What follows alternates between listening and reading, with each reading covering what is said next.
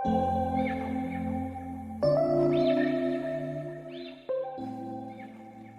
சாதத்துக்கு நான் please subscribe my channel. Hi friends, எல்லாரும் எப்படி இருக்கீங்க? உங்களை பார்த்ததுல எனக்கு ரொம்ப ரொம்ப சந்தோஷம். இன்னைக்கும் நிறைய புது ஃப்ரெண்ட்ஸ் நம்ம சேனலில் ஜாயின் பண்ணியிருக்கீங்க. எல்லாருக்குமே ரொம்ப ரொம்ப நன்றி.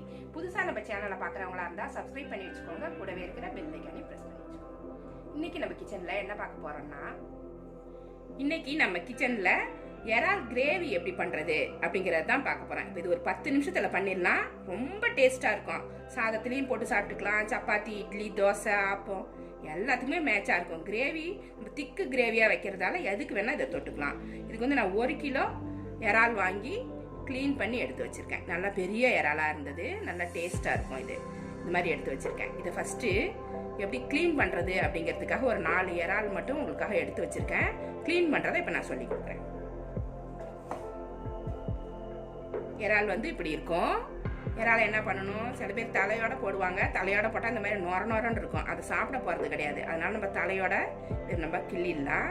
இப்போ இப்படி இருக்கா, இதை வந்து நல்லா ஓட இப்படி உரிக்க வேண்டியதுதான். ரொம்ப ரொம்ப ஈஸி இறால் க்ளீன் பண்ணுறது. அழகாக உரிச்சிங்கனாலே வந்துடும். இப்படி மேல் தோல் அழகாக வந்துடும். பிளாஸ்டிக் பேப்பர் மாதிரி அழகாக வந்துடும். இந்த வாழை பிடிச்சி இப்படி இழுத்திங்கன்னா இப்படி வந்துடும். இப்படி இருக்குதுங்களா? இப்போ குட்டி குட்டி இறாலாக இருந்தால் நம்ம உள்ளே இருக்கிற நரம்பை எடுக்க தேவையில்லை. சின்ன சின்ன இறாலாக இருந்தால், இது நல்லா பெரிய சைஸ் இறால். அதனால் நம்ம இந்த முதுகு பக்கத்தில் லைட்டாக அப்படி கீறி விட்டணும். லைட்டாக அப்படி கீறிட்டு பார்த்தீங்கன்னா உள்ளார கருப்பாக ஒரு நரம்பு மாதிரி தெரியும். அதை நம்ம எடுத்துடணும். இல்லைன்னாக்கா நம்ம சமைக்கும் போது அது என்ன செய்யும், நொர நொரன்னு மண் மாதிரி இருக்கும். அது இறால் வந்து நொர நொரன்னு தெரியும், மணல் மாதிரி இருக்கும். அதனால் இதை இந்த குடலை எடுத்துடலாம். இதுதான் க்ளீன் பண்ணுற முறை. சின்ன சின்னதாக இருந்தால் நீங்கள் வந்து இந்த இதை எடுக்க வேண்டிய அவசியமே இல்லை. குட்டி குட்டியாக இருந்துச்சுன்னாக்கா எடுக்க தேவையில்லை. இந்த மாதிரி பெருசாக இருக்கிறதுக்கு இந்த நரம்பு இருக்கும். அதை அழகாக எடுத்துடணும். இன்னும் ஒன்று க்ளீன் பண்ணி காமிக்கிறேன். இப்படி தலையை ஃபுல்லாகவே அப்படி கட் பண்ணிவிடுங்க. இது தேவையில்லை. அப்புறம் இந்த உடம்புல இருக்கிற அந்த ஓடை அழகாக எடுத்துடலாம். இந்த காலுகள் எல்லாமே பிச்சிடணும். சுத்தமாக பிச்சிருங்க. ரொம்ப ரொம்ப ஈஸி. இந்த கால்லாம் இருக்கு பார்த்தீங்களா, அதெல்லாம் தேவைப்படாது உங்களுக்கு. பாருங்க எவ்வளோ க்ளீனாக வந்துருச்சுன்ட்டு. அழகாக ஒயிட்டாக க்ளீனாக வந்துருச்சா? இப்போ இந்த முதுகு பக்கத்தில் மேல் பக்கம் அதோட ஸ்பைனு இப்படி அழகாக அப்படி கீறிடுங்க. இந்த கருப்பாக தெரியுது பார்த்தீங்களா நரம்பு, இதை எடுத்துடணும். சில பேர்த்துக்கு இது வயிற்றுக்கும் ஒத்துக்காமல் போயிடும். வறுத்தாலும் நொர நொரன்னு இருக்கும். இந்த மாதிரி இருக்கும் இந்த நரம்பு. இதை எடுத்துடலாம். இது மாதிரி எல்லாத்தையுமே நான் க்ளீன் பண்ணி வாஷ் பண்ணி எடுத்து வச்சுருக்கேன். இது மாதிரி நீங்கள் எதுவும் வாஷ் பண்ணி எடுத்து வச்சுக்கோங்க. இறா ஆயிடுறது ரொம்ப ஈஸி. கிரேவி பண்ணுறதுக்கு ஒரு வானல் சூடு பண்ணியிருக்கேன். அதில் நான் நல்லெண்ணெய் ஊற்றுறேன். உங்களுக்கு விருப்பமான எண்ணெய் நீங்கள் ஊற்றிக்கலாம். எது ஊற்றினாலுமே நல்லா தான் இருக்கும். ரீஃபைண்ட் ஆயில் ஊற்றினா கூட நல்லா தான் இருக்கும். தொக்கு மாதிரி வரணும் அப்படிங்கிறதுக்காக நான் ஒரு 1/2 கரண்டி நல்லெண்ணெய் ஊற்றுறேன்.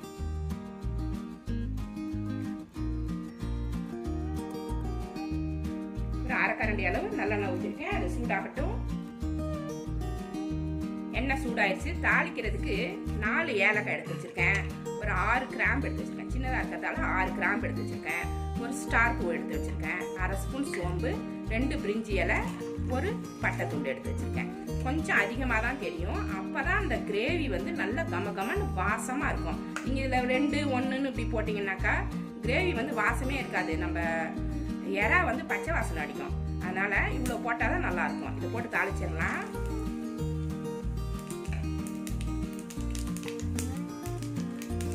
பெரிய வெங்காயம் பொடி பொடியாக கட் பண்ணி வச்சுருக்கேன். கொஞ்சம் வெங்காயம் அதிகமாக போட்டிங்கன்னா கிரேவி நிறையா கிடைக்கும்.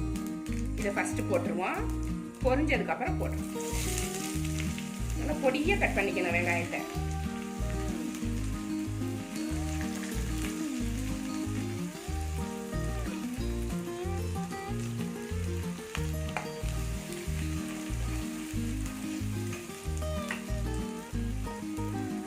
கொஞ்சமாக உப்பு போட்டு வதக்கிக்கலாம். சீக்கிரமாக வதங்கும்.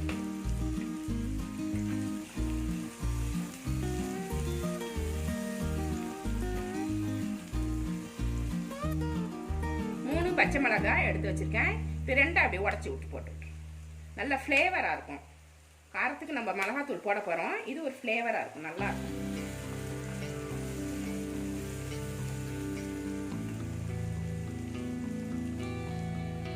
கருவேப்பிலை கொஞ்சமாக போட்டுக்கலாம். போட்டு இதையும் சேர்த்து நல்லா வதக்கி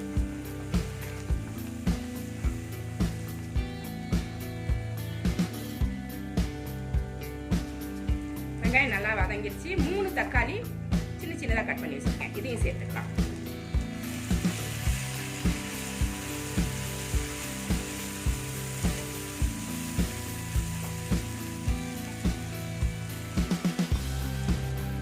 கொத்தமல்லி புதினா கட் பண்ணி வச்சிருக்கேன். இதுல கொஞ்சமா போட்டுக்கலாம்.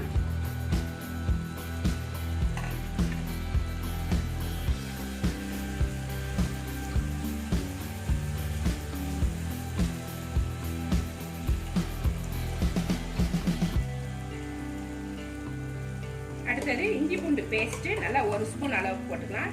நல்லா பெரிய ஸ்பூனா இருக்கிறதால 1 ஸ்பூன் 1.5 ஸ்பூன் கூட போட்டுக்கலாம். நல்லா இருக்கும். அப்பதான்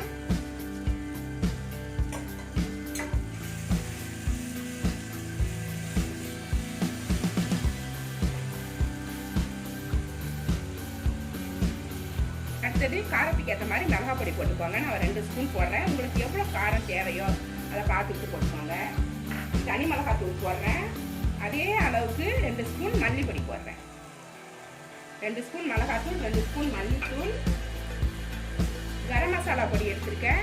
இதில் ஒரு 1/2 ஸ்பூன் போடுறேன். கரம் மசாலா இல்லை அப்படின்னாக்கா ஏதாவது ஒரு கறி மசாலா பொடி இருந்துச்சுன்னா போட்டுக்கோங்க. இது சோம்பு பொடி 1/2 ஸ்பூன் போட்டுருக்கேன். சோம்பை நுணுக்கி வச்சுருக்கேன். நீங்கள் ஒரு மாதிரி பொடி பண்ணாமல் இருந்துச்சுனாக்கா மிக்சியில் ஒரு அடி அடித்து போட்டுக்கோங்க. நல்லா பொடி பண்ணி இது ஒரு 1/2 ஸ்பூன் தான் செம்ம வாசனையாக இருக்கும். யாராவது 1/2 ஸ்பூன் மிளகுத்தூள் போட்டுருக்கேன். இது எல்லாமே உங்களுக்கு காரத்துக்கு ஏற்ற மாதிரி குறைச்சிக்கலாம், கூட்டிக்கலாம். மஞ்சள் பொடி 1/2 ஸ்பூன், உப்பு தேவையான அளவு போட்டுருவோம். ஒரு 1.5 ஸ்பூன் அளவுக்கு போடுறேன். அப்புறமா செக் பண்ணி பார்த்து தான் நம்ம போடணும். எல்லாத்தையுமே கொஞ்ச நேரம் வதக்கிடலாம். இதோட பச்சை மணம்லாம் மாறட்டும்.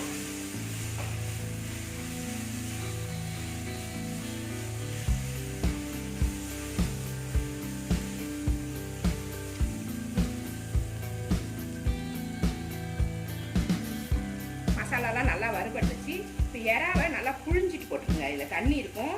இப்படி கையால் நல்லா உதறிட்டு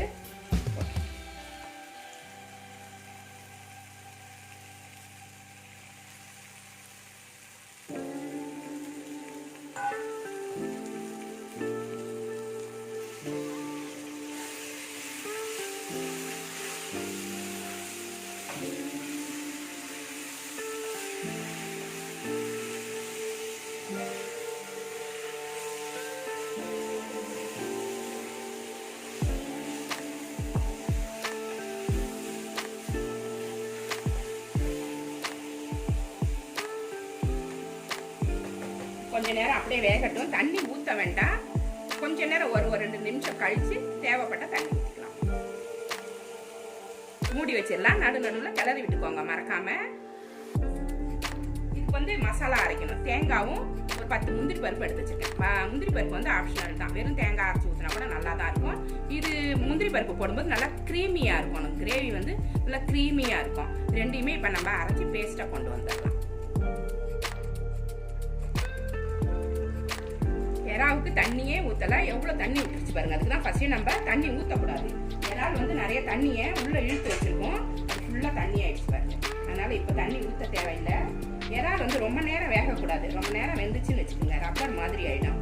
ஒரு 10 நிமிஷத்துக்குள்ளே தான் அது வேகணும். இப்போ இதுக்கு தேங்காய் அரைச்சி எடுத்துகிட்டு வந்திருக்கேன் மசாலா. இப்போ அதை சேர்த்துருவோம்.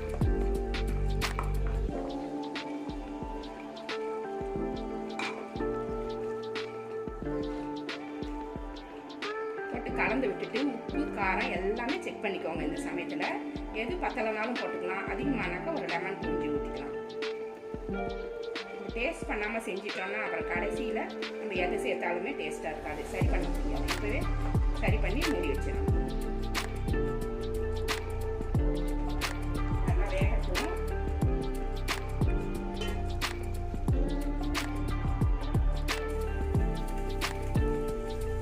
கிரேவி சூப்பராக ரெடி ஆயிடுச்சு. இப்போ என்ன பண்ணணும் அப்படின்னா லாஸ்ட்டில் கொஞ்சமாக மிளகுத்தூள் போட்டுக்கணும். அப்போ அப்பதான் நல்லா இருக்கும். மிளகு பொடி ஒரு 1/2 ஸ்பூன் போட்டுக்கோங்க. காரம் செக் பண்ணிட்டு போட்டுக்கோங்க. காரம் அதிகமா இருக்கிறப்ப மிளகு தூளை குறைச்சி போட்டுக்கோங்க. லாஸ்ட்ல மிளகு தூள் போட்டீங்கன்னா நல்லது, உடம்புக்கு சளி இருந்துச்சுன்னா போயிடும், நல்லாவும் இருக்கும், சீக்கிரம் செரிக்கும். அதனாலதான் அது போடுறது. அதோட சேர்த்து கடைசியா ஒரு 4 ஸ்பூன் அளவுக்கு நல்லெண்ணெய் மேல ஊத்துறேன். நான் ஊத்திட்டு கொத்தமல்லி புதினா கட் பண்ணி வச்சிருக்கேன், கொஞ்சமா போடணும். போட்டுட்டு ஸ்டவ்வை சிம்ல வச்சிடணும். சிம்ல வச்சு இது ஒரு 10 நிமிஷம் இப்படியே இருந்துச்சுன்னா தான் அவ்வளோ டேஸ்டா இருக்கும். உடனே எடுத்து சாப்பிட்டாலும் சாப்பிடலாம். 10 நிமிஷம் கழிச்சு சாப்பிடும்போது அந்த இறால்ல இந்த காரம், உப்பு, மசாலா எல்லாமே போயிருக்கும். நல்ல டேஸ்டா இருக்கும். எண்ணெய்லாம் மிதந்து மேலே வரும். சூப்பரா இருக்கும். 10 நிமிஷம் கழிச்சு நான் இதை திறந்து காமிக்கிறேன். 10 நிமிஷம் ஆயிடுச்சு. ஸ்டவ் ஆஃப் பண்ணிட்டு கிரேவி எடுத்தேன். சூப்பரா இருக்கு பாருங்க. நல்லா தலை தலை தலைன்னு இப்படிதான் இருக்கணும் கிரேவி. அப்பதான் டேஸ்ட் சூப்பரா இருக்கும். இதை ஒரு கப்ல எடுத்து வச்சு நான் காமிக்கிறேன்.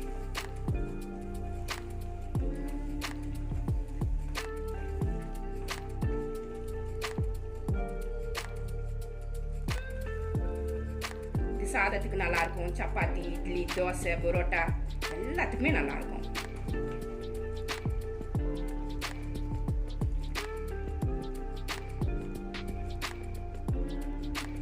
சூப்பரான இறால் கிரேவி சூப்பரா ரெடி ஆயிடுச்சு. இது எல்லாத்துக்குமே மேட்சா இருக்கும். இந்த ரெசிபி நீங்களும் ட்ரை பண்ணி பாருங்க. இந்த ரெசிபி உங்களுக்கு பிடிச்சிருந்தா நம்ம சேனலை சப்ஸ்கிரைப் பண்ணி வச்சுக்கோங்க. கூடவே இருக்கிற பெல் ஐக்கானையும் பிரஸ் பண்ணி வச்சுக்கோங்க. லைக் பண்ணுங்க, ஷேர் பண்ணுங்க, கமெண்ட் பண்ணுங்க. இவ்வளவு நேரம் என்னோட வீடியோவை பார்த்தா எல்லாருக்குமே நன்றி. Thank you friends.